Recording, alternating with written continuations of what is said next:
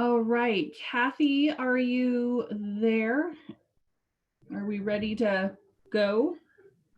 She was just let into the room. She didn't have a key and it was locked. So it's going to be in a couple of minutes. We are live to YouTube and the webinar has started. Okay. All right, folks. So we're just going to give it another minute for our committee staff person to get situated. We are broadcasting live, so it will be just a moment before I call the Public Safety and Health Committee to order. So this is your coffee refill notice.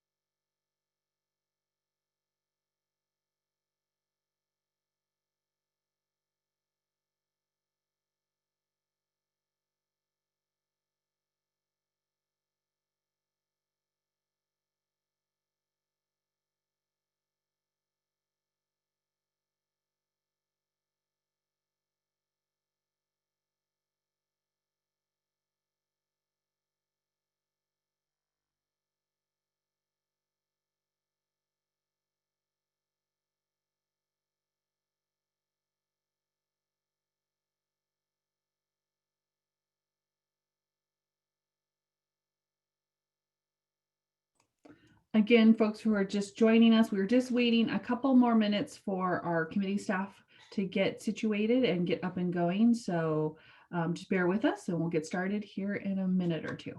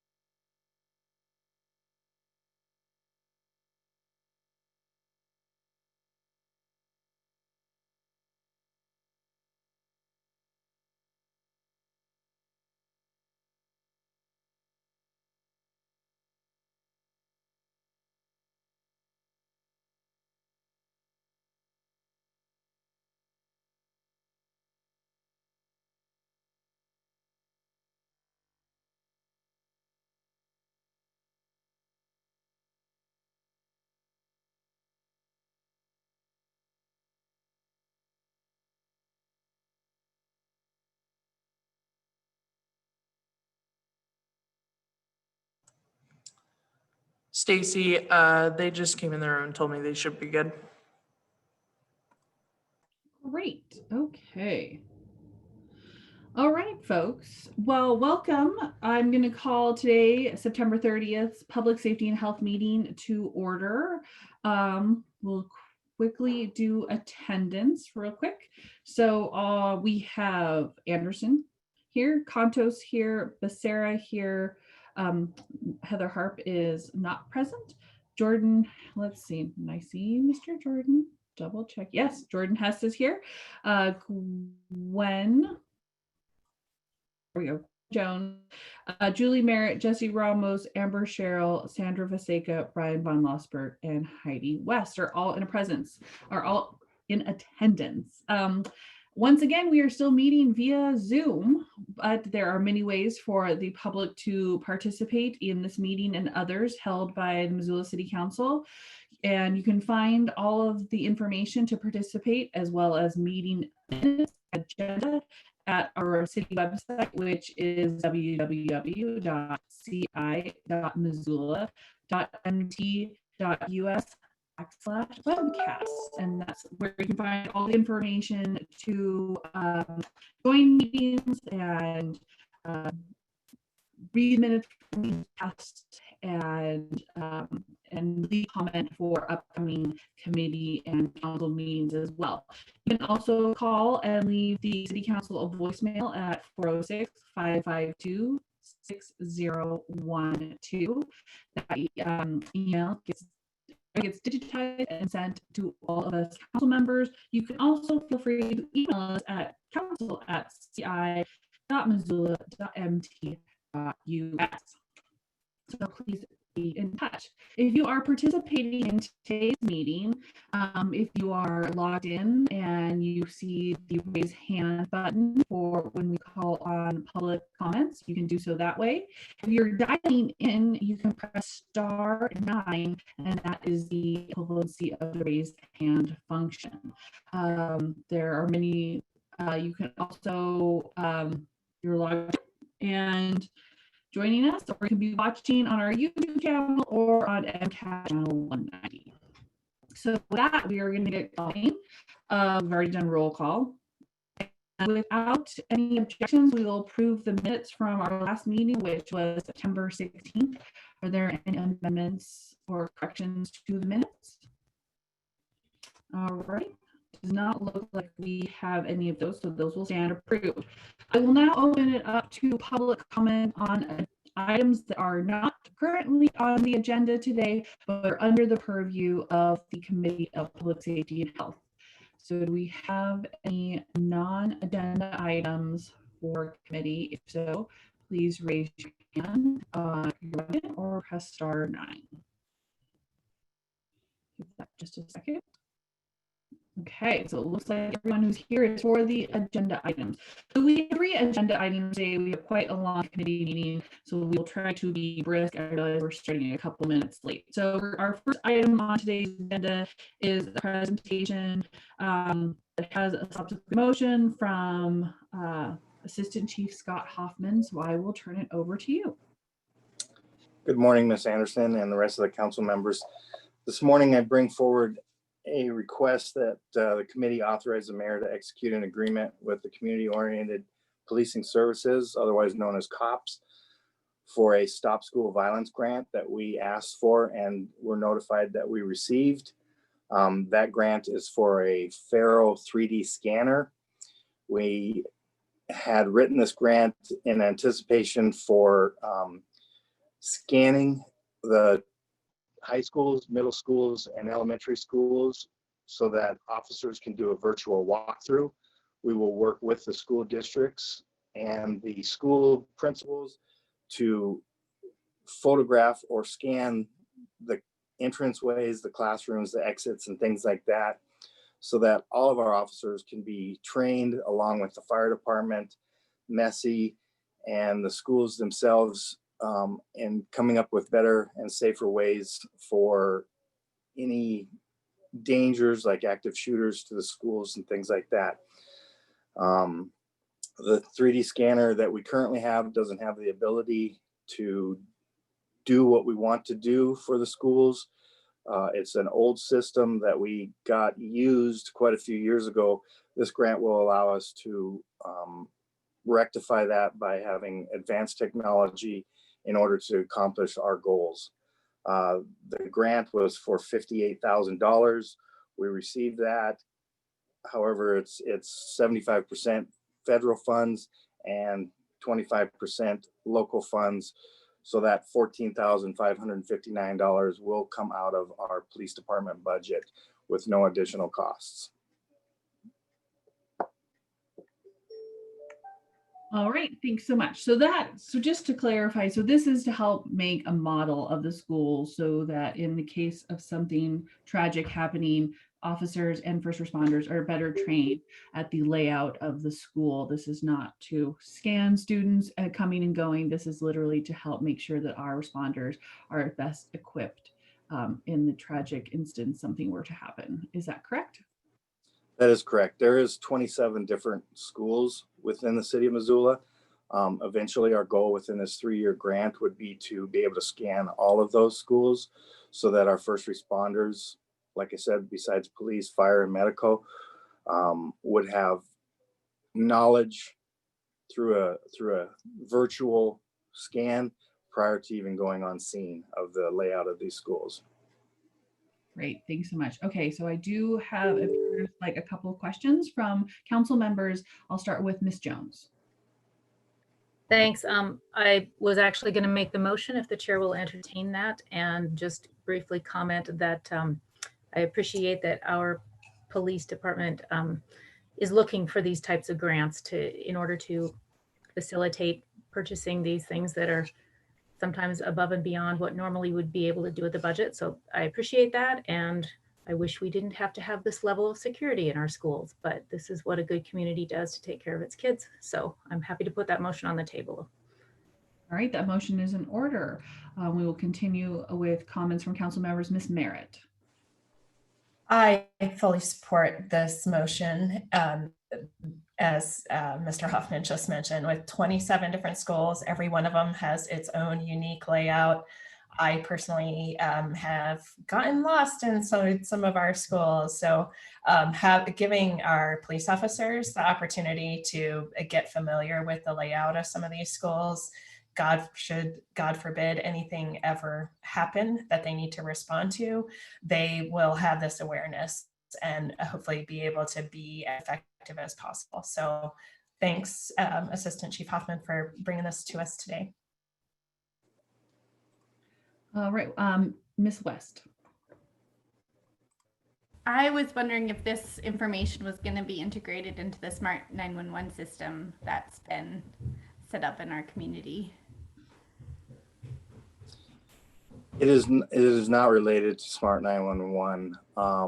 This is for 3D scanning that we can share with the schools, with the fire department, with Missoula Emergency Services. We will have pre-planning for active shooter responses.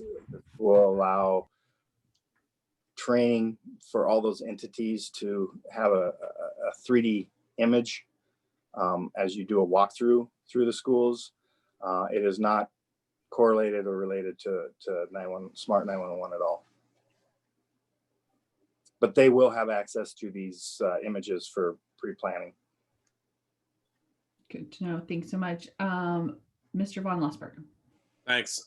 Thanks, Assistant Chief Hoffman. I'm supportive as well. I just have a request. The referral is blank in the section around background, and I think that there's probably 3 or 4 sentences that you've described in terms of its use for the modeling of the schools and such that would be really helpful for the public to know. I've found myself looking up the details about this particular scanner. There was, some confusion, and I think it's understandable that that people see scanner in schools and are thinking that this is going to be a scanning system for students and staff and visitors entering school. And so I think if we could simply add, I think it's about 3 or 4 sentences to the referral describing exactly what you described about its use, that it would be helpful for everyone. Will do. Great. Okay, so we have a motion on the floor. We have no more comments from council. I will open it up to anyone in the public who would like to make public comment on this motion, which is to authorize the mayor to execute the grant for the 3D scanner. Okay, it does not appear that we have public comment on this. So with that, Kathy, would you mind taking a roll call vote for this, please?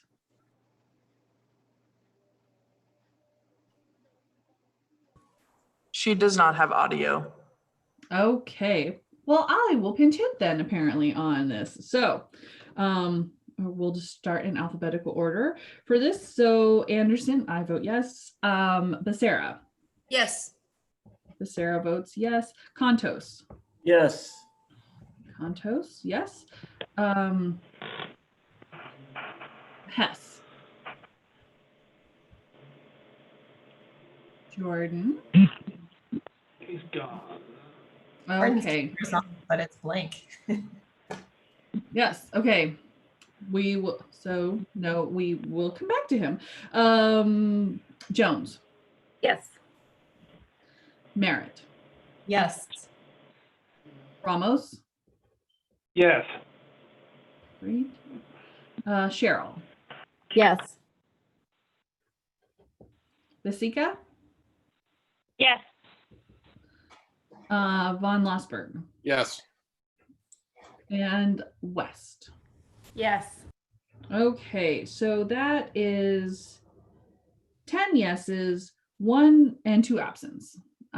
We'll just count Mr. Hess as absent for this particular vote. Okay, with that, it passes and it will be on the consent agenda this coming Monday. Thank you, Assistant Chief Hoffman. If you wouldn't mind adding a couple of those sentences as requested by Mr. Von Lossberg prior to Monday, that would be most helpful. Yes, thank you. Thank you so much. Okay, folks, so we are having a quick change in the agenda as requested by Ms. Merritt, and Ms. Becerra was fine with that. So we are actually going to now move to 3.1, which is the ordinance prohibiting trapping on city parks, trails, and conservation lands. And I will let Ms. Merritt introduce this agenda item. Thank you, Chairperson Anderson, and thank you, Councilwoman Becerra, for allowing us to rearrange the schedule a little bit. I think we can probably go through this pretty quickly. I believe that Steve Capra is online, and I will. He is with Footloose Montana, an organization that has been looking at trapping in the state of Montana. So Steve is available for questions because he's far more versed on this than I am, though I've been working on this for a couple of months now. So this was largely precipitated by a couple of events that have happened over the last few years where people's beloved family pets have been caught in animal traps within the city limits. And that is illegal. It has been illegal for a long time. The letter of the ordinance was somewhat confusing, and I think that led to some difficulty in charging in a recent event that happened in December of last year, where only a 17-month-old dog was caught in a trap and killed. So our goals for bringing forth these modifications to the trapping ordinance is just to clarify and make sure that it's clear for law enforcement and the city attorney's office, should this ever happen again, that it's clear what ordinance people can be charged under. In addition, we are providing a clause that would allow a judge to impose larger fine or restitution to a family if an animal, if a pet, or God forbid, a child is caught in a trap that was placed in city parkland. Right now, the limitation on the amount of money that a family could be reimbursed in this type of situation is based on the value of the dog. As you know, if you have a pedigreed animal that you paid a lot of money for, you could get costs associated with that. Whereas if you, like many of us, have an animal that was rescued and it doesn't have a on paper dollar value, that's very much that there's not much restitution that they can get. So we're changing that. And then one of the really big changes that we are proposing here is to allow Parks Department employees or law enforcement officials to disarm traps that are found in city parks, conservation lands, or trails, and to confiscate them and turn them over to law enforcement. In this way, we can remove any immediate threat that is found. And we did communicate with Parks about this, and they were comfortable with having us do that. I don't see anyone from Parks in attendance, but if we have more questions for them, I would be happy to relay those and bring them back to council. So with that, let me share my screen if I can do that. Sorry, I should have put this up while I was talking.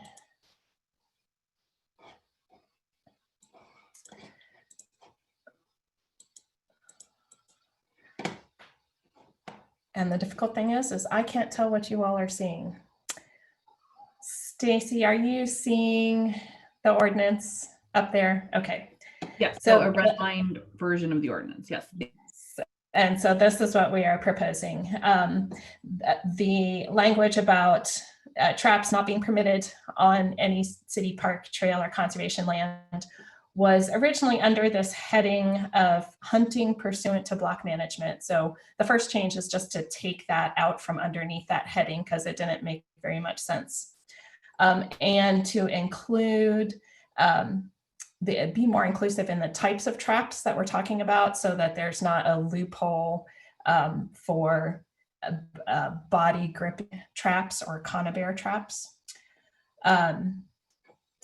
Under 12.40.080, section C is where we've added the language to give a judge the ability to determine what restitution could be paid in the instance if a pet is caught in a trap.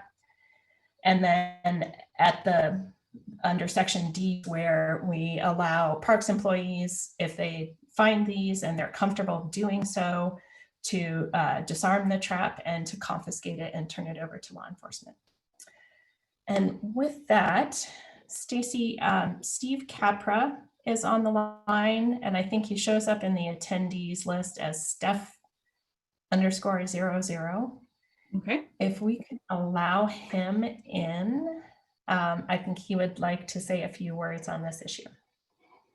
Okay, he should be let in and able to speak. Okay, can you hear me? Yes, we can. Yes. You know, first of all, thank you, counselors, for the opportunity to speak on this issue. I think really what we're talking about here is an issue of public safety. And I think that that's what we've been trying to get at all along. So many people in the community don't even know trapping exists. We know it's not legal in the city, but we've seen in recent days how this came to be where, you know, in November of last year, a dog was killed in a trap. And I think what we're trying to prevent is future instances of this. We're also trying to prevent a child from getting caught in a trap. These things have occurred. Every year in Montana, 25 to 50 dogs are caught in traps. And, you know, the impact is tremendous. And I can tell you on a personal level from talking to a number of people who've witnessed their dog in a trap, this is an incredibly, well, it's a PTSD type situation. It's something people never get over. And having met the gentleman whose dog was caught last year, he said, I don't think I'll ever get over this. And so what we tried to do here was to put together some common sense things that I think in the long term will prevent the city from any kind of litigation that could come out of a child being caught in a trap, and can really provide a little more assurance. And I think if one other thing could be done, and that's something we're discussing with the city, it would be to have signage up so that people who have this idea that they're going to start putting traps out will understand pretty quickly that that would be a bad idea and it's illegal within the confines of the city. So I applaud the efforts by Julie Merritt, and I really think that this is a long overdue situation. And I think what we felt as we went through this was a lot of discovery. I mean, you know, the fact that we really didn't have language that you could discover about trapping, it was kind of hidden under block management. And then, of course, that there were loopholes in the situation. And I apologize, my dog is drinking a lot of water very loudly right now. But we have, I think we've come a long way in sort of creating some clarity on this. And I hope very much that you will support this effort. All right. Well, thank you so much for that. So, okay. We have a presentation. And so I'm looking for, I guess we can either have, a motion or questions from council members. Let's see, it does appear. Okay, so Ms. Vasika. Thank you. I would like to propose an amended motion. I'm really concerned about underneath the enforcements and penalties, the part D1, the confiscation and disposal of alcohol found on persons in violation of these provisions. It's already illegal to have alcohol in some parks, and so I just feel like this will bring on unwarranted searches of a person or a person's belongings. And I would propose to, I'm not sure what the proper language is, but I would propose to amend this motion to not include that part. Okay, well, that actually is not in motion because we do not have a motion on the floor in which to amend, that's fine. So I could go ahead and speak to that though, if you would allow. Sure. I think I can clarify. We're not actually changing that. It shows up as a red line because we're reformatting it a little bit. The part of confiscate and dispose of alcohol found on persons in violation of these provisions was already part of the law. We're not changing that. It shows up in part. You'll see, like, if you go back up a line and under E, we crossed out confiscate and dispose of. So that was already there. I guess all of that to say is we're not actually proposing to change anything about what parks employees may or may not do with alcohol. It's not part of what we're doing here. It's only part of the red line because we're creating a section 2 under part D. Does that make sense? It's just a clerical thing. It's not part of what we're proposing to change.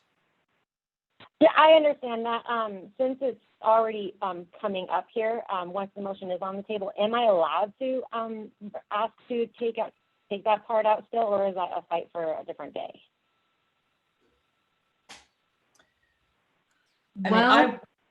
I would not accept that as a friendly amendment for sure, because it's totally unrelated to what we're attempting to do here.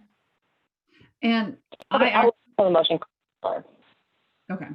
And actually, I don't know if we would be able to, since the language around confiscation is already on the books for in the ordinance as it stands and has been adopted and is in our rules, I think we would actually have to bring, I don't think you can make it in a motion. I think you're going to have to, if you want to remove that from the ordinance, actually bring language to remove that specific, if you want to update the this particular ordinance.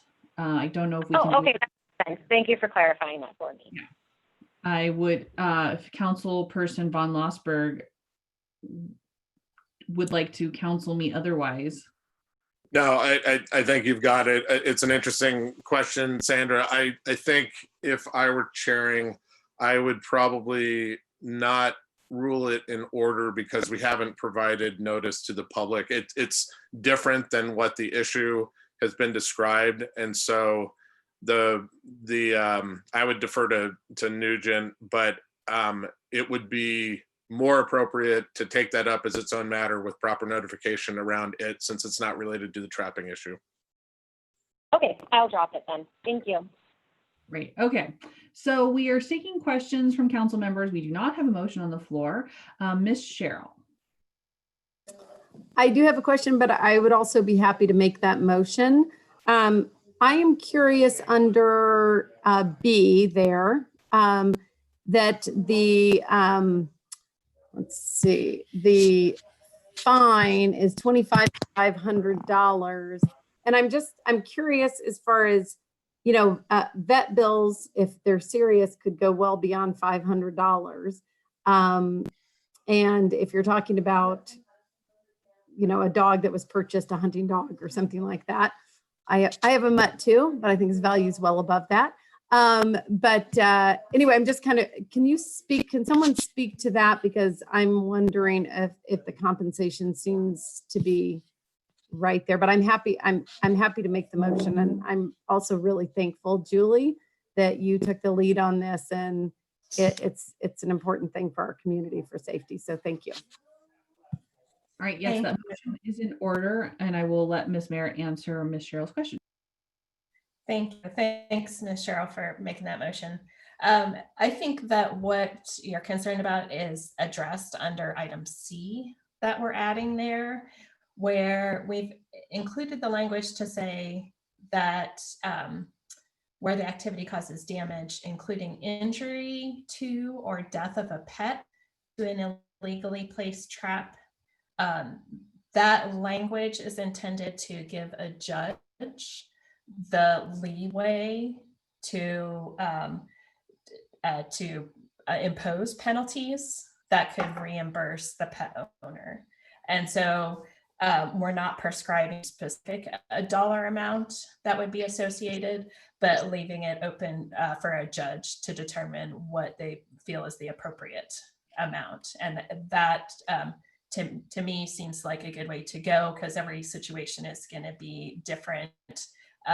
Giving our judges that authority and leeway seems to make sense. That's great. Thank you for the clarification. I wasn't reading it that way, so I appreciate it. Great. And Mr. Von Lossberg, you were correct in your ruling. Jim Nugent, who's always listening, just emailed and said, yes, it would be a substantially different sort of area to update this if we wanted to remove that language. So Ms. Vaseka, you could bring forth a change if you would like to that ordinance.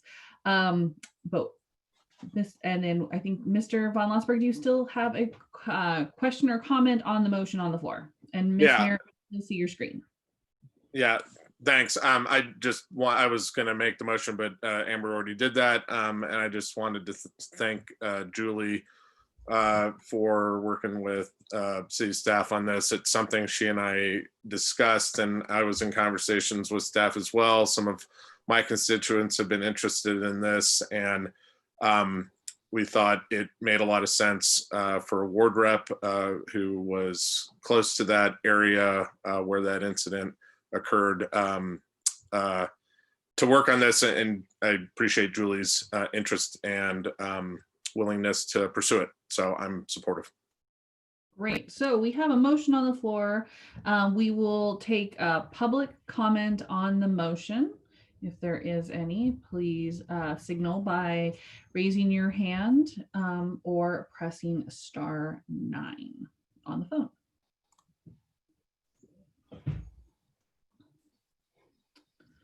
All right, does not appear to be any public comment on this as well. So the motion is to set a public hearing on October 19th for this ordinance amendment. Stacey, it looks like there is someone with public comment. Okay. See, I look down to read and then pop up. Okay. So let me see. Oh, okay. Anja Heister? Okay. Yeah, good morning. Can you hear me? Yes. Yeah, sorry. I guess the cup of coffee this morning wasn't enough to wake me up. So first of all, thank you so much, council members, for addressing this issue. And thank you, Julie, for taking the lead on this issue. This has been an issue very, very close to my heart for a very long time. In fact, I've been here in Missoula for 20 years, and I'm a co-founder of Foothills, Montana. And over the years, we have been hearing from so many people whose dogs were caught in traps, injured, or in many cases, their dogs have died in traps. And like Stephen Capra referred to, it's really a PTSD kind of situation. And the proposed changes of this ordinance are very much common sense issue, and I really encourage you and to pass this ordinance and put it up for a public comment, for a public hearing. So I just wanted to say this. I really, really appreciate your addressing this issue. It's a very, very important issue. And so thank you very much. That's all I have.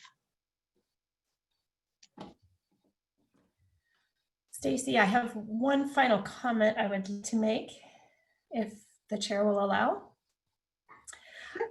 I just want to thank Susan Auberg at the City Attorney's Office and Donna Gockler and Morgan Valiant at Parks and Rec for their assistance with getting this through. And of course, Marty Rabine and her staff, who always make sure that these ordinance updates get through the process with all of the correct items needed. So it takes a team to make these things happen. So I really want to thank all those folks who helped me get this right. Thanks. Okay, well, great. Okay, so we have a motion. We've had public comment. We will now move to a vote. Given that Kathy does not have audio, once again, I will be pinch hitting on taking the roll for this vote to set the public hearing on October 19th to amend Title 12 of Missoula Municipal Code. So Anderson, I will vote yes. Becerra. Yes.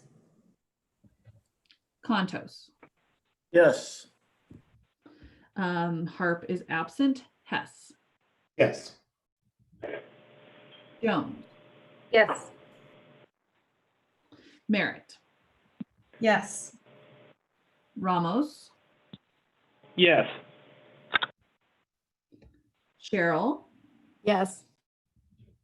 Vasika. Yes. Von Losberg. Yes. And West. Yes. Yes. All right. And with a vote total of 11 yeses and 1 absent, we will have a public hearing on this on October 19th. Great. Okay. So you were right, Ms. Merritt. We did dispense with that quickly. So now we will move back to our regular order of our agenda and move to item number 3.2, which is proposed to regulate tobacco sales and prohibit the sales of flavored tobacco products. And I will turn it over to the sponsor of this, Ms. Becerra. Thank you, Madam Chair. Good morning, and thanks for allowing me to bring this back to us. A few weeks ago, we introduced this national health issue and its effect on our community. We share with you that the production and consumption of flavored tobacco products has increased exponentially in the last few years. E-cigarettes use among US high school students has increased 135% just from between 2017 and 2019. Altogether, that is a staggering 5.3 million middle and high school students now use e-cigarettes. In Montana, 58% of high school students have tried e-cigarettes and more than 30% use them regularly. In Montana, 300 kids under the age of 18 become new daily smokers each year. Based on these concerning statistics, the Missoula City Council has received a community letter signed by about 80 different community members, a resolution from the Missoula Health Board asking us to take action on this issue. And most recently, we had the board of Providence Medical Center and Community Medical Center who did the same. After this issue was brought up to City Council, it was presented to the Missoula County Commissioners to update them and receive their support as this ordinance with extraterritorial powers was being developed. We have presented the draft ordinance to the Missoula Health Board and received their full support. That ordinance is now before us for our consideration and for us to set a public hearing on it on October 5th. I would like to turn it to Arwen with our health department to bring us back to where we are right now, how we got here, and highlight the reasons for why this ordinance was developed. So with that, I'll turn it over to Arwen. Hi, everybody. Thanks for letting me present. Let me just pull my screen up.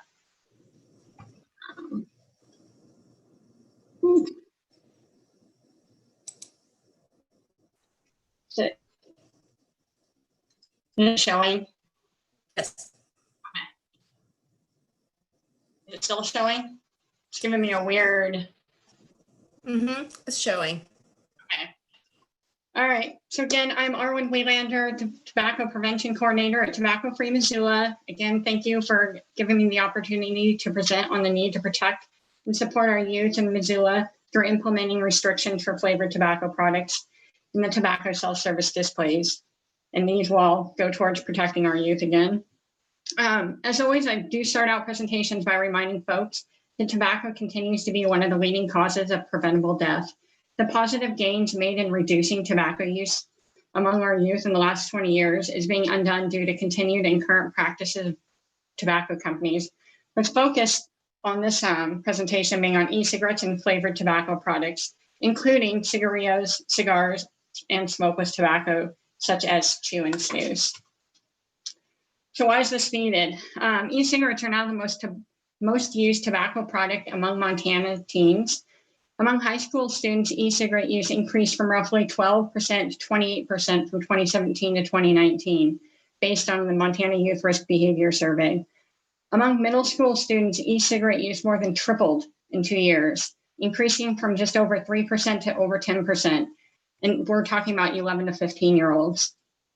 E-cigarette products are not only designed to lure youth in with their flavor, but they're also designed so they can easily be hidden, and the amount of nicotine contained in these products far exceed the amounts found in traditional tobacco products, thus addicting our youth quicker and making it more difficult to quit.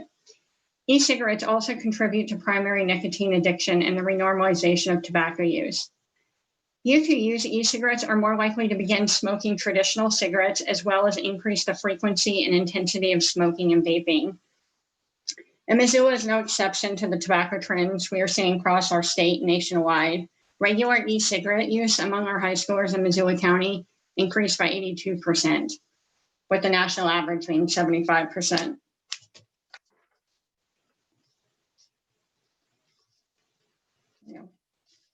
So in 2009, the federal law, the Family Smoking Prevention and Tobacco Control Act, prohibited the sale of cigarettes other than menthol or tobacco. This law does not apply to other tobacco products on the market, such as electronic cigarettes, smokeless tobacco, and cigars.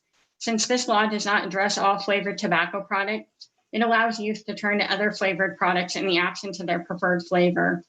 In recent years, the tobacco and e-cigarette industry has ramped up the introduction and marketing of flavored non-cigarette tobacco products. And if I were in person, I have some here on my desk that showing just the different flavors of Skoal with berry and mango, etc. For snus and chew. Let's see. Lost my train of thought. All right, these products come in a variety of kid-friendly fruit and candy flavors. Evidence has shown that these flavored products have become drastically popular among the youth.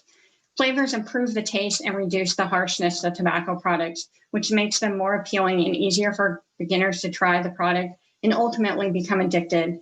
Since most tobacco users start before age 18, flavored tobacco products play a critical role in the industry's marketing tactics. So the goal of big tobacco is to hook children, and flavors are a top reason for using tobacco products. Their colorful and deceptive packaging, along with their kid-centric product names like Unicorn Poop, Candy Rush, and OMG, are used to attract children. Youth and young adults perceive these products as more appealing, better tasting, and again, less harmful than non-flavored tobacco products. And although the youth perceive flavored products as less harmful, they are just as addictive and carry the same health risk as regular tobacco products. And again, flavoring is a primary reason they use these products. I mean, you'll see with Candy King and all the different fun, colorful packaging. So prohibiting all flavors, including menthol products, protects our youth. Menthol is a compound that's used in consumer medicinal products and is found in many tobacco products, even those not marketed as menthol. It creates a cooling sensation that helps mask the harshness of tobacco smoke and taste. Evidence has shown that menthol flavored tobacco products target youth, enhance the addictiveness of tobacco products, and make cessation more difficult. Menthol products are also linked to higher rates of tobacco use initiation. When menthol products are still available on the market, youth turn to these products in absence of other flavors. Prohibiting the sale of flavored tobacco products, including menthol, prevents populations such as our youth, minorities, and other vulnerable populations from being addicted to nicotine. And this matters because tobacco use among our youth and young adults causes immediate and long-term damage, with one of the most serious effects being nicotine addiction, which prolongs tobacco use and can lead to severe health consequences. The younger you start using, the more likely they will become addicted. Because brain development continues until about the age of 25, nicotine can have negative impacts on teens and young adults. Nicotine changes adolescent brain cell activity in the parts of the brain responsible for attention, learning, and memory. In turn, it can also worsen anxiety, irritability, and impulse control for youth. Nicotine exposure leads to both long-term structural and functional changes in the brain. They start for the flavors, but they continue because of the nicotine addiction. And we also know early cardiovascular damage is seen in most young smokers, as smoking also reduces lung function and can stunt the growth of lungs. And in light of our current situation with COVID, research is already showing youth who vape are 5 to 7 times more likely to get COVID. So another big sales tactic for tobacco companies is the point of sale. Tobacco companies spend $1 million per hour advertising where they know it'll be seen at the point of sale. These points of sale strategies increase impulse purchases and normalize the presence of tobacco products in everyday life. Predatory marketing tactics are used to target our youth, including the use of flavors and placement of these products within children's reach, as this photo shows, which was taken right here in Missoula. You can see the tobacco products are located on the front side of the counter at eye level for children. Tobacco companies now spend the vast majority of their advertising and promotional dollars at the point of sale, leading to young people taking up tobacco and keeping users from quitting.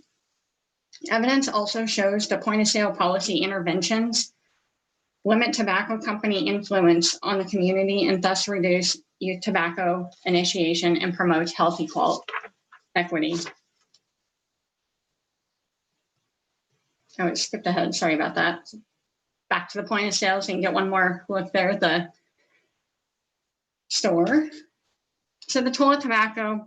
So tobacco companies reap billions of dollars, yet leave communities and taxpayers to clean up the addiction, death, and disease that they create. Annual healthcare costs due to tobacco in Montana are $440 million. Tobacco companies need to replace their smokers who die, so their strategy is to recruit kids. Kids who start using tobacco before the age of 18 years old are more likely to become lifelong users.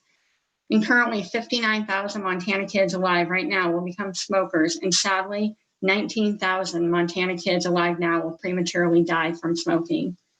We need to be the movement that creates and supports our youth, making them the priority, not tobacco companies. Flavor restrictions and point of sale policies have been shown to be effective health interventions that saves lives and healthcare dollars. So policies restricting the placement of tobacco products promotes public health by reducing consumer exposure and impulse purchases. Not only do these policies protect our youth, they also support tobacco users who are trying to quit. The 2009 ban on flavored cigarettes contributed to a 43% reduction in youth smoking. And that was the ban that did not cover other tobacco products such as the cigarillos and chew products. So the intent in enacting this ordinance is to protect public health and welfare by reducing access to flavored tobacco products and self-service access to tobacco products, making it easier to quit and more difficult to start. This ordinance restricts only flavored products that are used to addict kids, leaving all other tobacco products available for adults. And now I will turn it over to Ms. Becerra to speak more on the ordinance language. But thank you so much for allowing me to present to you today.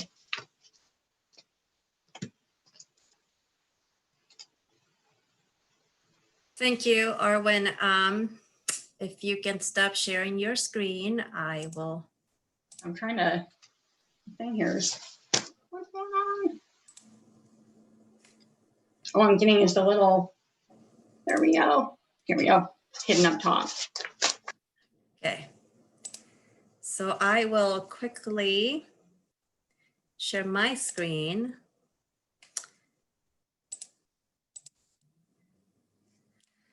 Can you all see a couple of slides? Yes. Okay. Let me see if I can.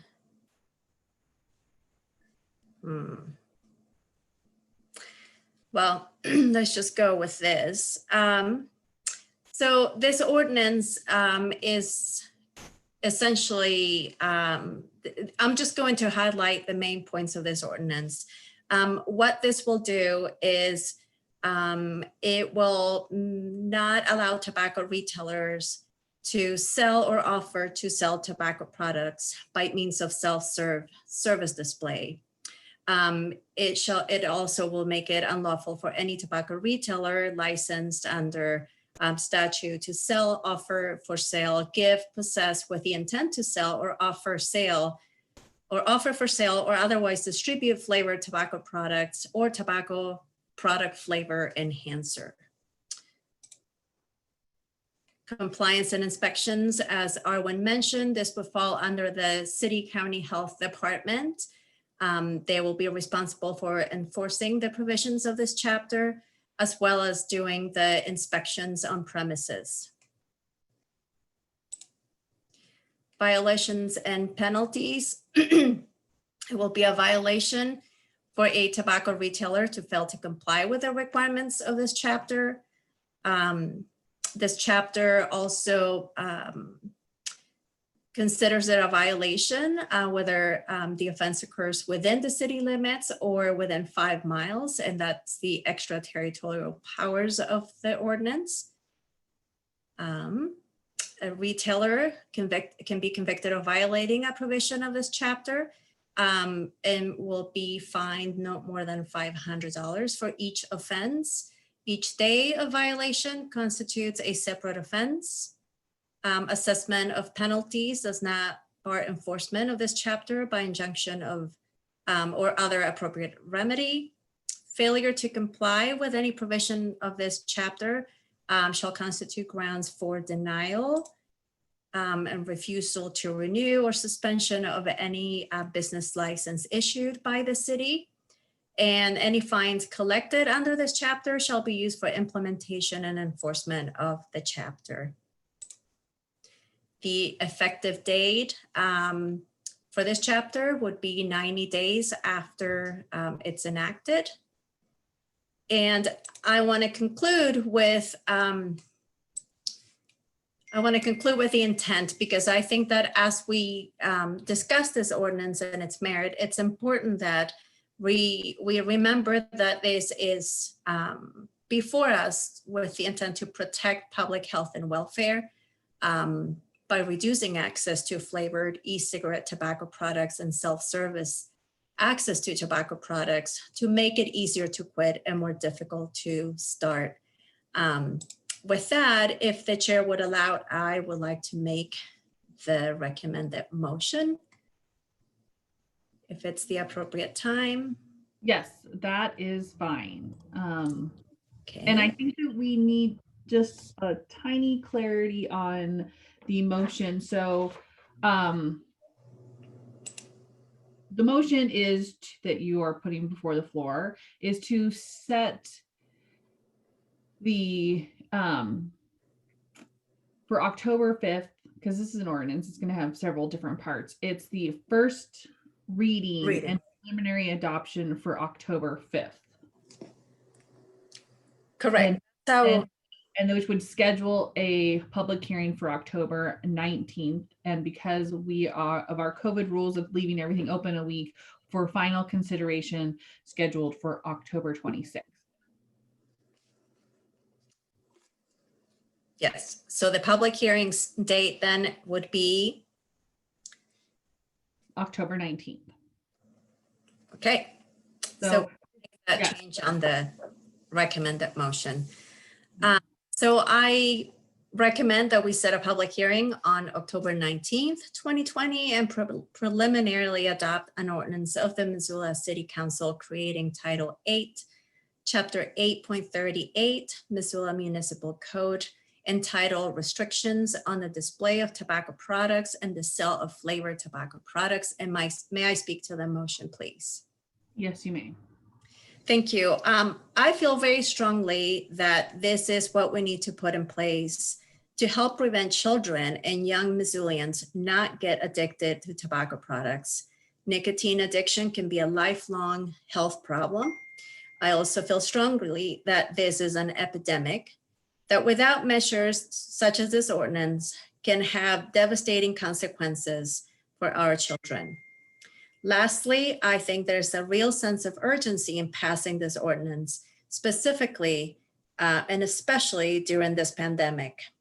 We are seeing numbers of COVID cases increase in the younger population.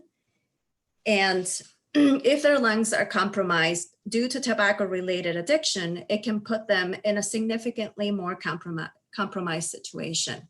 Additionally, we have received strong support about this issue from teachers, health advocates, religious leaders, and the medical community. So with all the information presented to this body, I urge you to consider adoption of this ordinance and setting the public hearing for the 19th. Thank you. Okay, so that motion is in order. So I am actually going to allow some questions and comments from council members before moving to comments from the public. However, if you are joining us, if you want to make public comment, if you could go ahead and raise your hand. I want to make sure that I give plenty of time for public comment as well as council comments. So if I know ahead of time how many folks in the public are hoping to speak, it helps me manage to make sure everyone has an opportunity. We have committee until 11:30 today, and it is my sincere hope that we will finish on time today. So I will start with council comments and let the public queue up. Mr. Ramos, you are first in line. Thank you, Madam Chair. I just had a few questions. Do you want me to break in between or just kind of go time after time? Would that be okay? Yeah,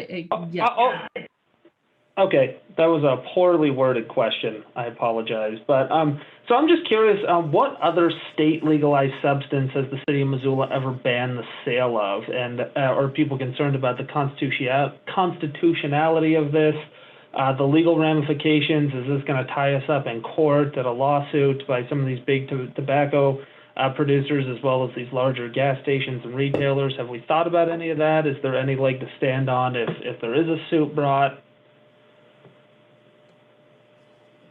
If Ms. Becerra would like to answer that, if not, I would encourage an email to Mr. Nugent. If I know he's listening in, so he may come back or comment, but Ms. Becerra, do you want to tackle that one? Sure. As we all know, big tobacco industry is a powerful and very resourceful entity, and I'm sure that they will find ways to say that this ordinance, to fight legally this ordinance, or at the state level. I'm sure they have, I know, tried to do that. However, I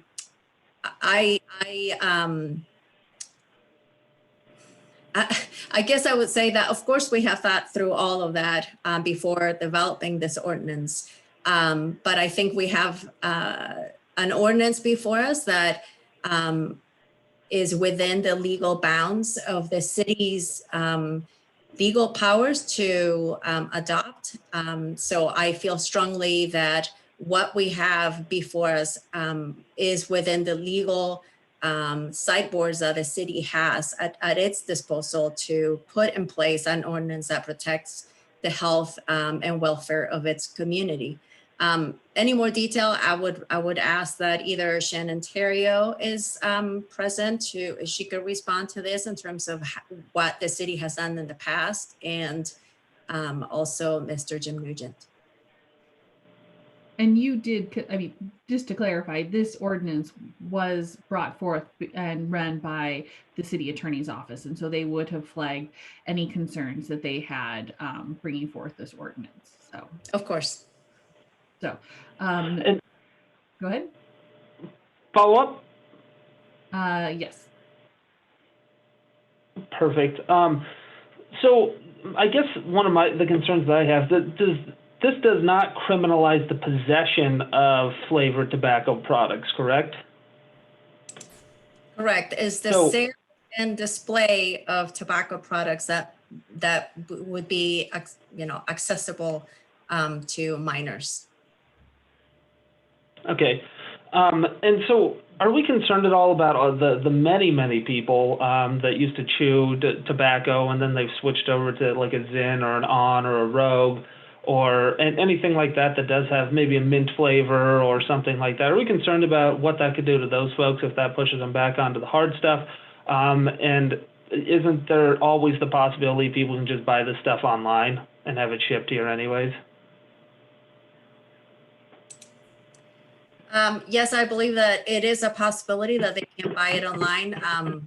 And as you have seen in the presentation from the last time that Health Department presented, and today there's clear evidence that these products are targeted to get kids to begin, as opposed to a cessation mechanism for adults to quit. But I would defer to the experts on this for more information. Okay, and last question, Madam Chair. Sure.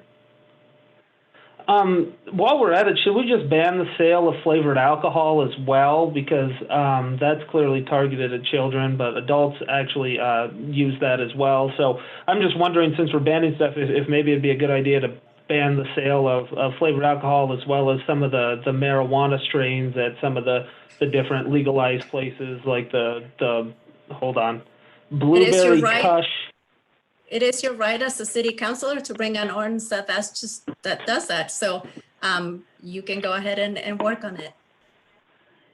Yeah, I will not be doing that, and I will not be supporting this motion, but I'll speak more to it at the public hearing. I know this is just setting a public hearing, but I don't want this thing to leave committee for a variety of reasons, none of which have to do with the kids at all. I think that this is the role of parents, not the government, and I think that I know there's a huge number of people in our community that ultimately do use these products to quit, myself included. I chewed tobacco for about 10 years, and I use flavored nicotine pouches for myself personally, as have many of my friends that have chewed for a long period of time. Smokers, those smoke for a long period of time, use these products. In addition to the fact that I don't think this really does anything except make it a little more inconvenient for those that are acquiring this legally as adults to try and quit. It appears to me as it's kind of just virtue signaling. So I'm not going to support it today. I appreciate the opportunity, though. Okay, we will continue moving on, and if we could keep it to a brief clip, we would appreciate it because we want to let the public have their chance to weigh in as well. Ms. Vasika, you are next. Thank you. I have a question and a comment. My question is, how do we have the authority to ban it within 5 miles of city limits? And I do see that Mr. Nugent has joined our meeting today. So if you wouldn't mind in answering that, unless Ms. Becerra wants to take it. I believe it's I should probably let Mr. Nugent answer that question, but it is within the powers of the city and in coordination with the county to extend the powers of this ordinance within 5 miles. It's the extraterritorial powers of an ordinance if agreed upon by both jurisdictions, but I'll let Mr. Nugent answer. Okay, I trust you that it is within our power to do that. I do I agree completely with Mr. Ramos on this. I feel like this is the government completely overstepping. It will absolutely hurt local businesses. I quickly looked online, and you can easily get these fruit flavored. If fruit is for kids now, I guess we're all going to have poor diets. You can easily get them online. I don't know how much they cost in stores, but you can get them cheap online. And it's already illegal for kids to be in possession of this. It's already illegal for stores to sell these to minors.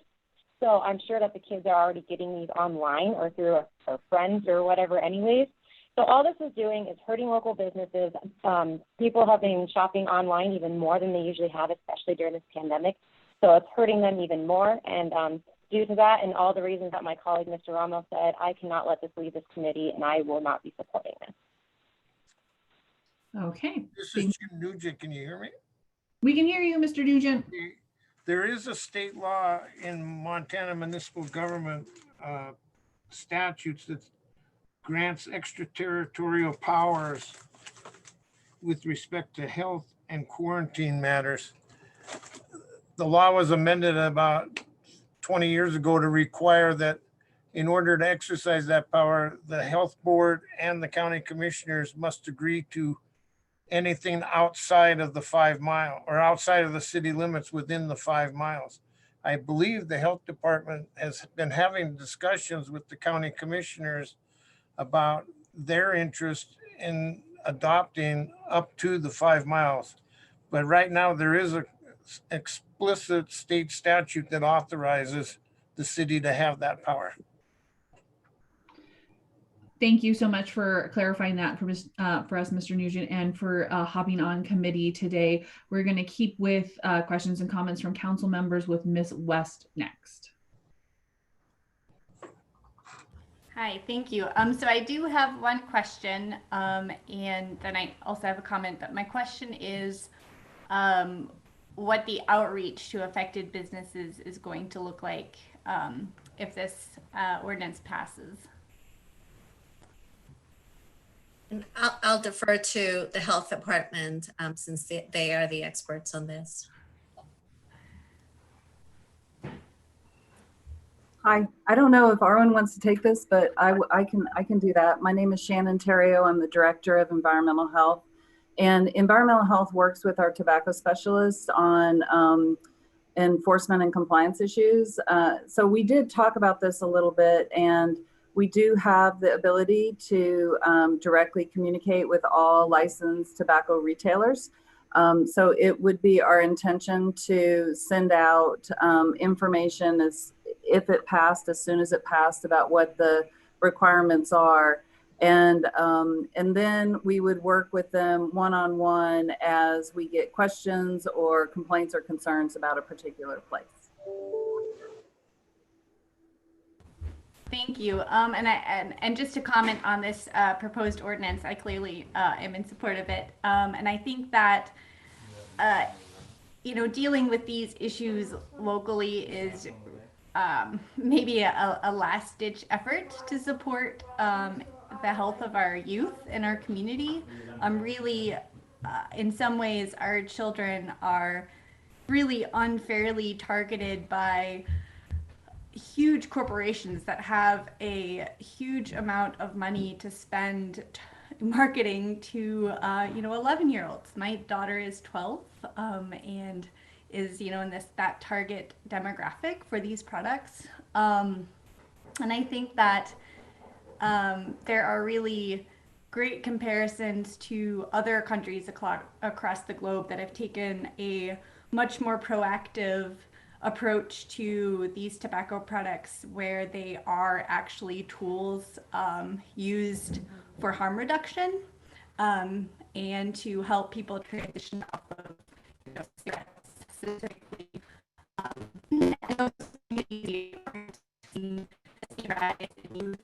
Smoking, so our use rates. So.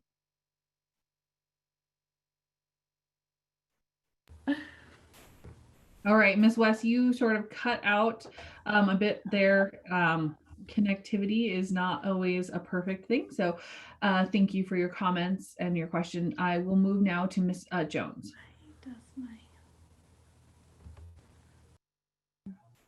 Thank you. I will keep my comments brief because I know we're going to have more hearings on this, I assume, so I will be saving most of my comments from them. I just want to say that this is a huge issue, and I think it's really disingenuous to call this virtue signaling in any way. For anyone who happens to talk to kids who are attending high school in Missoula these days, it's rampant in the high schools, and it's also throughout the middle schools. And it's a huge amount of kids who are vaping during that age group and physically in the high schools. And go ahead and talk to some of the high school teachers and see what their experience is.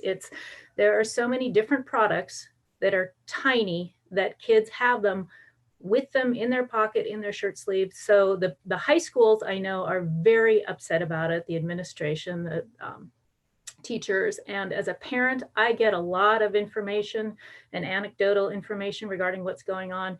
And in the last 2 to 3 years, it has skyrocketed. So I think this is a very serious issue. There are long-term health effects that are being inflicted on these kids. And we are not getting rid of all vaping products. It's just the flavored stuff. So I really, in terms of flavored tobacco, so for people who are trying to downsize or use it as a cessation tool to go from smoking to vaping, there certainly are other products out there, and this in no way limits their ability to use those. So I look forward to getting more information in on this, but for people who aren't necessarily in the circle of knowing what's going on with our youth in Missoula right now, it is huge. It is an epidemic, and I think it's high time we handled it. And thank you, Merritt, for bringing this. So I'm happy to support it.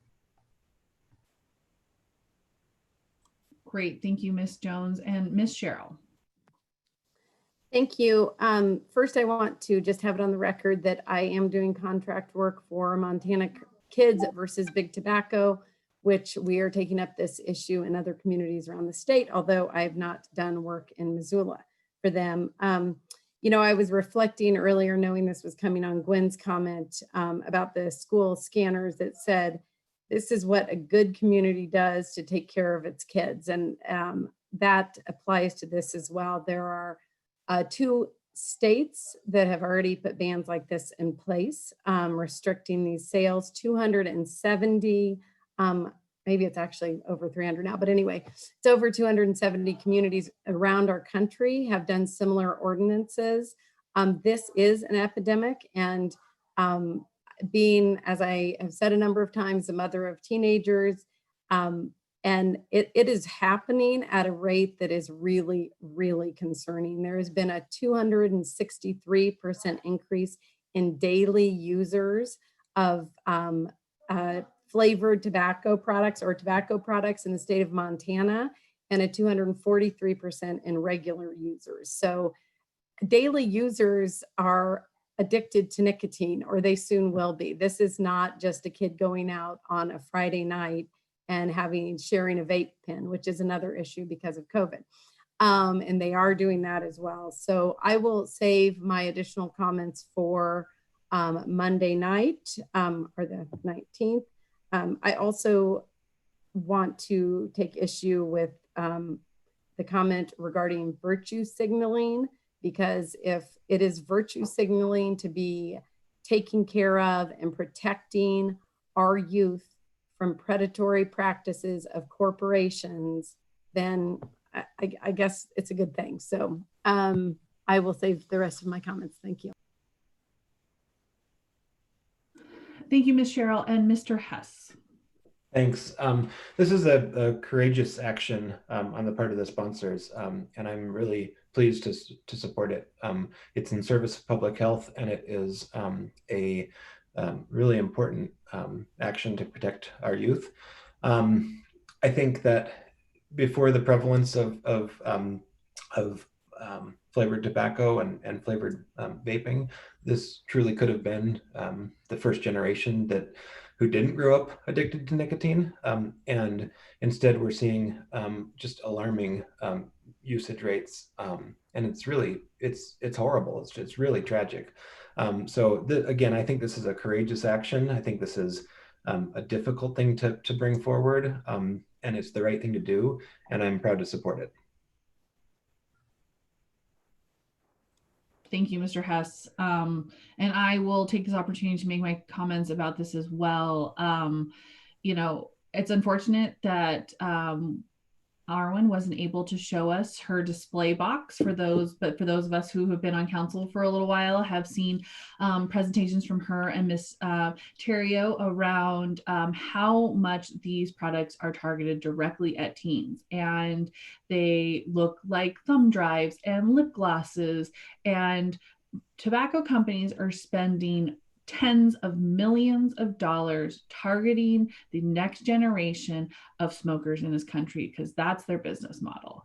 And it is easy to sort of dismiss it until it is right there in your face and you see directly how they're targeting teens and youth. And I feel like it is our responsibility to look out for the next generation, and public safety and health is our paramount calling for the things that we deal with here on City Council. So that is why I think that this is so important, and we have to take steps. And local government sometimes is the one who needs to be the leader on this when state and federal governments are behind the ball. So with that, I am going to move to public comment. I know everyone, and so for those of, thank you for queuing up for those folks who wish to make public comment.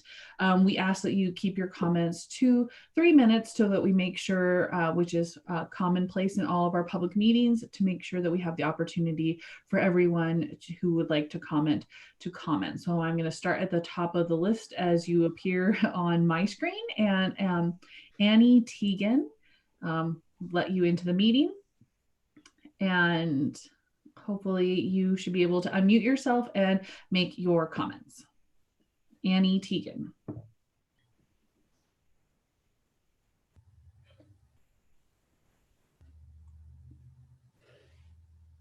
Annie, are you there? Are you able to unmute?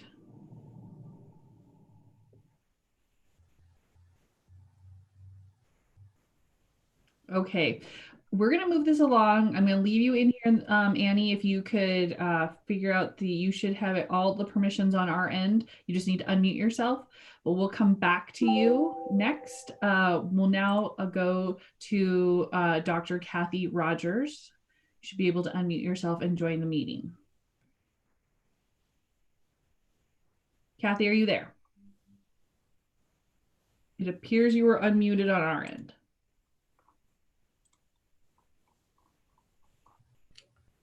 Kathy, are you able to hear us? Can you hear me? I can hear you. Yes, thank you. All right. Thank you. I'm Kathy Rogers. I've been a pediatrician for over 30 years in Missoula, and now I'm working as a COVID investigator for the city. So I can't tell you how much I appreciate the effort on the part of the Missoula City leadership to keep our kids safe and improve the health of this community by supporting this very well thought out ordinance. The reasons and facts have been well presented, and I think it's even more urgent now because of the COVID in the community. When I talk to people who have disease, the number of them right now are young people, and the number of them that are vaping is high. Their risk is so much higher for this disease. So I think that this is it was urgent before, it's overwhelming at this point. I'd like to point out that there are more kids vaping than adults. This isn't going to impact adults. This is going to impact our kids and keep them safe. 30% of the vapors are kids, not adults. Adults are about 5% of the vapors. So that's a really important figure. It's not going to stop adults from doing this. And there's nothing about vaping that helps people get off cigarettes. In fact, by taking these flavors away and preventing that part of the addiction, we'll actually see numbers drop in all areas. They've shown that. And so I think the reality is that we are taking the steps forward that need to happen. You won't protect everybody, but you will protect the majority. And when things changed in 2009, we had a 43% drop in adolescents who smoked. We need to do the same thing now. So I applaud you for doing this. I'm sad that some of you don't understand the need to protect kids. And I would hope that you could kind of wrap your head around this and vote for it. Thank you very much. Okay, thank you, Dr. Rogers. And Annie Teagan, are you with us now? Yes, I am. All right, thank you. Go ahead and make your comments. Thank you. My name is Annie Teagan. I'm with Campaign for Tobacco-Free Kids. And I just wanted to thank you, all of you Missoula City leaders, for standing up for your kids' health and their futures. I agree it's an excellent ordinance and one we strongly support. Like nearly 300 other communities, large and small across the country, you're calling out big tobacco on the flavor trap. You've heard today about the high number of kids starting to use these products because of the flavors, and it's startling. Big Tobacco's marketing strategy is responsible for addicting more and more kids to its products, targeting kids with candy flavors. Some of the flavors were mentioned earlier, and the flavors lure them in, and the nicotine keeps them hooked. For anyone who's ever been addicted to nicotine, you know it can be an extremely hard addiction to break. So that's what we're trying to prevent. It's a different kind of flavor trap than the one you were discussing earlier this morning, but one also seriously endangers the health and safety of Missoula kids. The great news is that cities across the nation, like Missoula, are taking action at the local level to end the sale of these flavored products. The policies are working to prevent new users. They're a smart choice to prevent addiction, ultimately saving lives and money. There have been legal challenges. I heard that come up before. There have been legal challenges by the tobacco industry elsewhere in the country, and none of the ordinances have been overturned as a result. I'd also like to stress the urgency for passing the ordinance soon. Youth use rates are extremely high. We've even heard some youth refer to the time spent during the pandemic quarantining at home as a vapecation. So we hope that you'll take this seriously, and I strongly support it. Thank you very much for your leadership. All right, thank you, Ms. Teagan. Moving on, our next public comment is Dana Kingfisher. Dana, you should be allowed to unmute yourself and join us. Thank you. Can you hear me? We can, thank you. Hi, thank you for this time. My name is Dana Kingfisher, and I am the Tobacco Coordinator for All Nations Health Center. I want to thank you for proposing the strong protection for our Missoula kids. As a parent who raised my family for the past 20 years here in Missoula, I know how important it is to protect our future generations. The youth I work with through my job at All Nations Health Center will also benefit from this protection. We teach them how big tobacco uses flavor and Native American imagery to target new users. And I do agree it's important to implement these protections in our community as soon as possible. Thank you. Thank you so much for your comments and the work that you are doing. Moving on, we have CB Pearson. CB, you should be able to unmute yourself and join us. Thank you. Hopefully you can hear me. A thumbs up from, okay, perfect. Thank you so much. I just want to introduce myself. I am the campaign manager for Montana Kids versus Big Tobacco. I've been active in tobacco prevention efforts since 1995. And I worked extensively on the Clean Indoor Air Act. And how that happened in Montana is local communities acted first. And that is what Missoula should do, and that is what other communities should do in Montana to build momentum for our statewide protections. We're talking about a strategy that the industry uses, and in their own documents refer to it. It is called the graduation strategy. They hook kids on flavors and low nicotine products, and then they graduate them into addicts and into their products. That's how their business model works. It is for cigarettes, for chew, for other tobacco products. I want to point out that in my work on this is tobacco is the only legal product that if you use it as intended, you will harm yourself and kill yourself. People die from this product. I also want to point out best practices are to implement these policies within 30 days. So the current proposal is 90. I would encourage you in the time of COVID to cut that down to 45, particularly because we're in COVID. The sooner we get at these products, the more lives we will save. And we can implement this fairly fast based upon the experience in other communities. Thank you. Thank you so much, Mr. Pearson. Moving on, Kristen, page 9, you should be able to unmute yourself and make public comment. Good morning. My name is Kristen Page Nye, and I am the Government Relations Director for the American Cancer Society Cancer Action Network. We're the advocacy arm for the American Cancer Society. I'm a Missoula resident and have raised my kids in Florence and now here in Missoula over the past 20 years. And have actually worked for the American Cancer Society Cancer Action Network during that time. And I just, again, want to thank Myrta and those who are supporting this for putting this together. I think it's a very well constructed ordinance, and it really is, and we need to keep focus on this, that this is to protect Missoula kids from being targeted by the flavor trap. I wanted to make the correlation with the earlier discussion, but Annie beat me to it. I also want to really focus in on menthol products and why that's in there. There might be some questions about that. This trap includes menthol products, which some people think are okay because years ago, the big tobacco lobbyists managed to get it excluded from our sweet flavors that were banned from being added to conventional cigarettes. And that is why we don't have cherry cigarettes right now, but we do have menthol cigarettes. This industry always finds loopholes and workarounds. And that's what I love about this ordinance. The definition is strong, and hopefully we won't have to play whack-a-mole when the tobacco industry looks for the next best thing to hook our kids.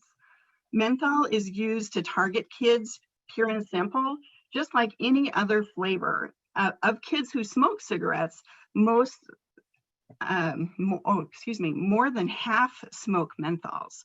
Most kids who use e-cigarettes use menthols or mint flavors. It masks that harsh flavor. Research also shows how the tobacco industry uses menthol to target people of color, the LGBTQ community, and people with low incomes. This is an equity issue, which includes the targeting of our youth. When I started 20 years ago, cigarettes were a youth epidemic. And they were also illegal for youth to use at that time. But we looked at evidence-based policies that could reduce the use. Well, guess what? Between that local organizing in the early 2000s to strengthen our Clean Indoor Air Act, increasing the price of all tobacco products significantly and frequently, and funding a well-funded program, that combination, we saw a 70% reduction in youth use of cigarettes over the span of about, I think it was 12 years. That is incredible. These are the same tactics you heard from Mr. Pearson. These are the same tactics that the tobacco industry used 50, 60 years ago. Let's learn from our mistakes. Let's make sure that we do this sooner than later. We're at an epidemic proportion here, folks. We need to act. At the local level is the most important place where we can have the greatest impact. I thank you for your time, and if you have any questions, I am available. Thank you so much for your comments. Moving on, Amanda Cahill, you should be able to unmute and join the meeting for public comment. Okay, great. I hope you can hear me. My name is Amanda Cahill. I'm a Missoula mom and the Government Relations Director for the American Heart Association here in Montana. I again thank the council for this ordinance and just want to hit on one quick point here. I think it's really crucial. If you read this ordinance, it lays out that this flavor restriction applies to all businesses. And there's a lot of really good reasons for that. I could spend way too much time telling you them, but I will just tell you the main ones. One is that 75% of kids who say they're using these flavored products, whether that's flavored chew, whether it's flavored vape, say that they do not get refused sales in stores.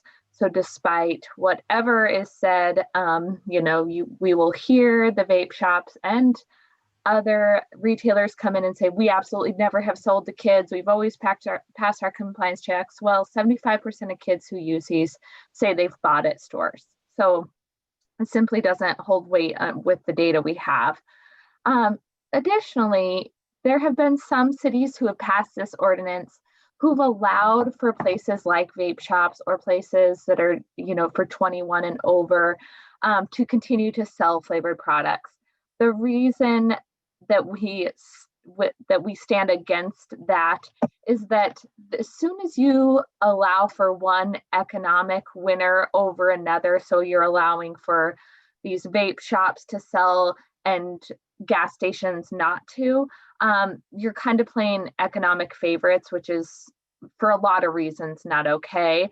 But one is that all of a sudden you have 40 new stores popping up that are for 21 and over, right? So you'll have stores popping up within a gas station with a separate cash register saying, oh, we're a 21 and over store within this store. So there's some unintended consequences if you make carve outs and exceptions for adult businesses. So yeah, these policies are really meant to protect children and public health, not create kind of those economic winners and losers. So the equitable way to implement this is to really create the same rules for all retailers so that the public isn't confused within this space. And that's all I'll leave it to today. And I appreciate the time here for questions. Thank you so much, Cahill. I will now move on to Lauren Wilson. You should be able to unmute yourself and join our meeting for public comment. Hi, everyone. My name is Lauren Wilson, and I am a Missoula mom. I have 2 kids in Missoula schools. I grew up here myself, and I'm also a pediatrician. I'm one of the leaders of the Montana chapter of the American Academy of Pediatrics. We're 130 pediatricians, and all of us stand unanimously in support of local ordinances, statewide initiatives, also FDA action to keep flavored vapes out of the hands of kids. I want to thank all of you so much for proposing this ordinance. I feel that it's urgently needed given the epidemic of e-cigarette use among Montana kids and also due to the COVID epidemic. We see kids standing outside schools sharing vapes. We also know from research that kids who vape are 5 to 7 times more likely to get COVID. And this is a problem for our community urgently.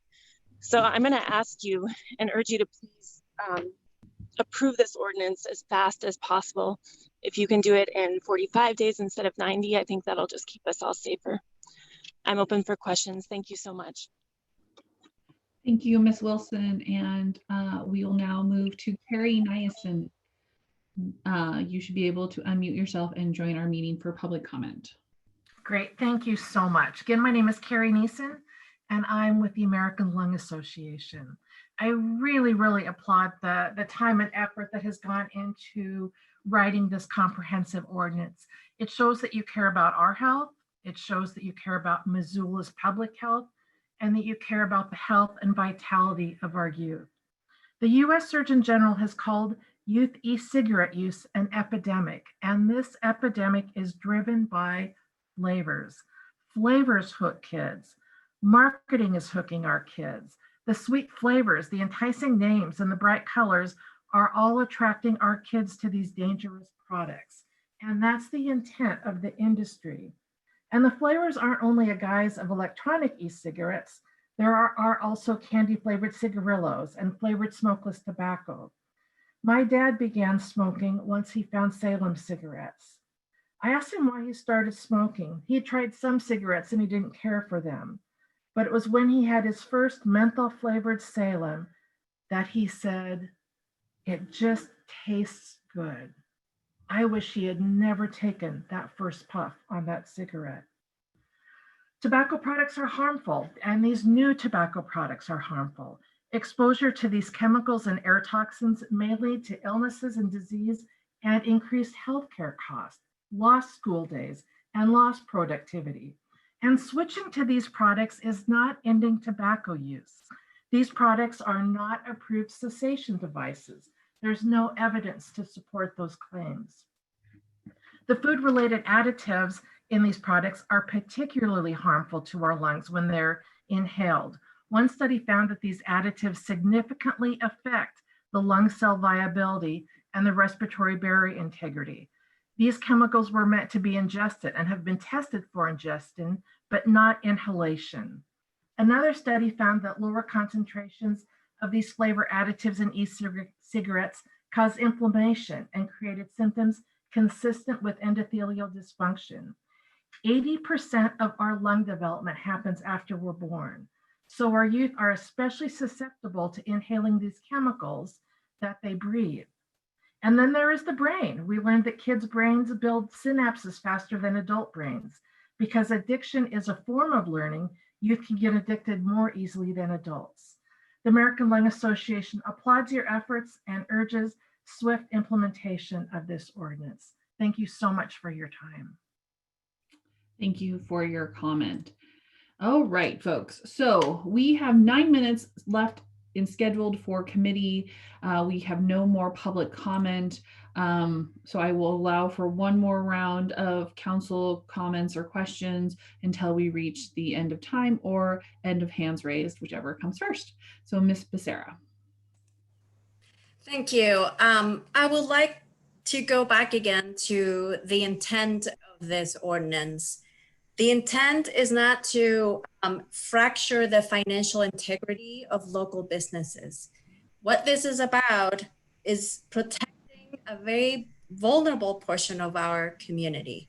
So I take issue with the reference to this being virtue signaling.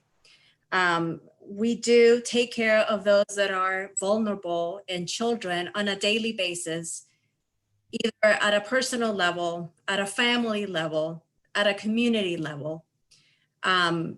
It is absolutely our responsibility as leaders in this community to take action when we're being asked to take action on a health issue. Much of what we do in City Council is to provide a Missoula that is beautiful, healthy, equitable to our future generation.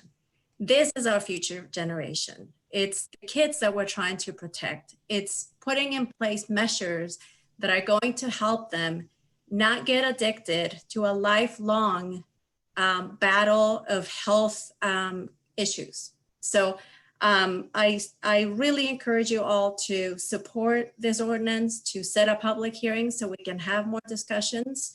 And I'll leave it at that. Thank you.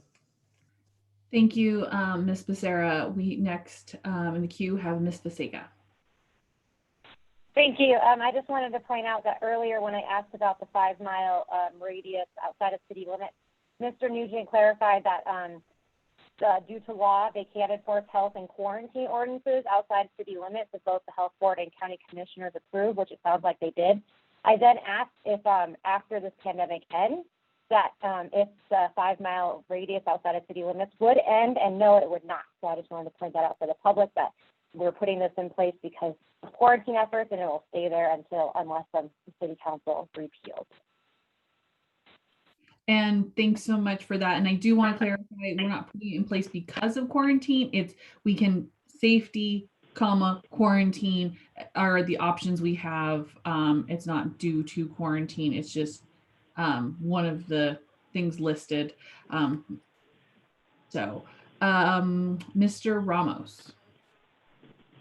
Thank you very much, Madam Chair. I just wanted to clarify for the record that certainly I understand that these big companies are targeting kids, and I think it's absolutely disgusting. I just don't think that this is going to do what is intended. I think this is another thing where it sounds good, but I don't think it's going to do any good, simply because I think that people are going to be able to access this in Ravalli County, or they're going to be able to purchase it online. I mean, meth and all these other drugs that are skyrocketing in usage right now are illegal as well. I think that if we actually want to help the kids, we have to do more than just ban something. I think that we have to work on education in the schools to educate folks on addiction, to educate folks on the use of tobacco products. I think that a lot of this does begin at the household. We've seen government ban after government ban after government ban with the war on drugs and various other things that don't actually do what's intended. You can only solve these issues at the home through education and through other means. Bans don't work.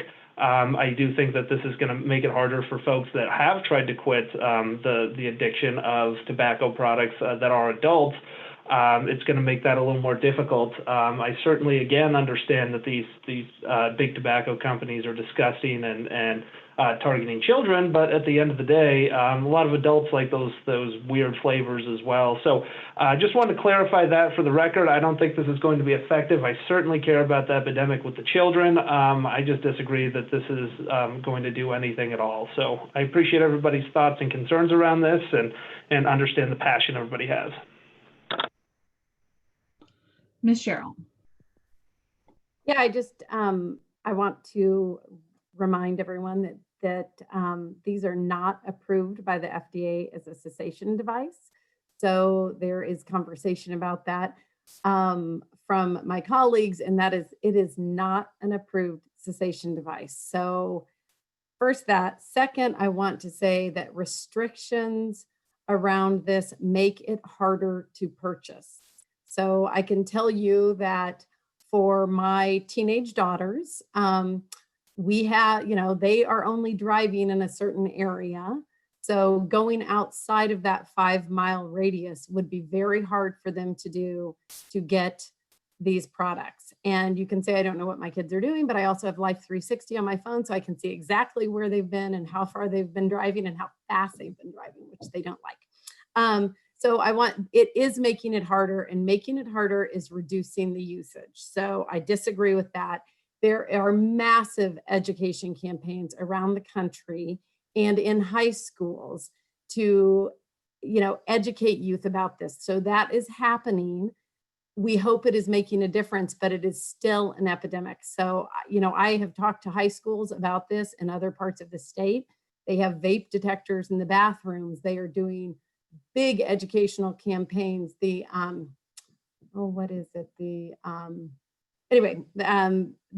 are some educational campaigns through the state through state education on this. High schools are doing it, and I would just be very careful to blame households for this. I'm very sensitive to that as a parent, a very engaged parent. The practices of these corporations and making it in a highlighter form or in a flash drive form. I mean, what adult is sucking on one of those? It's disgusting, or would be disgusting. So they're made to be hidden from parents.